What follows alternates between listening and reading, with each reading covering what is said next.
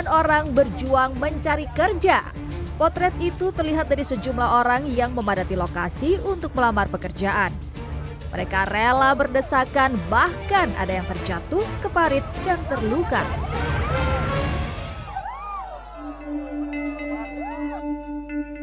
Fenomena ini sejalan dengan kondisi dunia kerja di Indonesia, bahwa hanya 2 bulan pada awal tahun 2025, jumlah orang yang terkena pemutusan hubungan kerja melonjak tajam.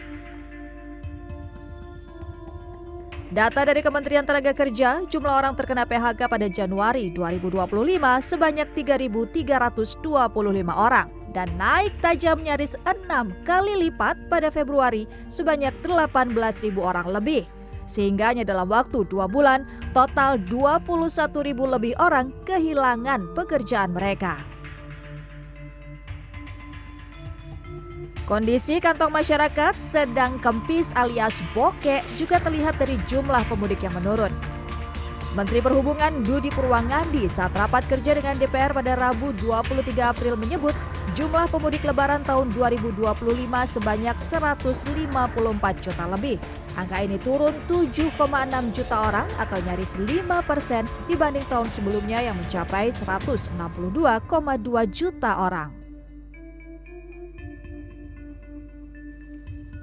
Berdasarkan data pergerakan harian total antar dan intra-provinsi menggunakan mobile positioning data pada 3 operator seluler, yakni Telkomsel, Indosat, dan XL, selama masa angkutan Lebaran 2025 periode H-10 sampai dengan H+10 diperoleh sebanyak 358.318.774 pergerakan.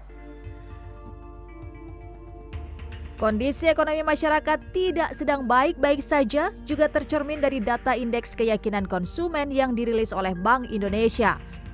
Sejak Desember 2024, indeks keyakinan konsumen Indonesia terus merosot. Dari 127,7 pada Desember 2024 terus turun menjadi 121,1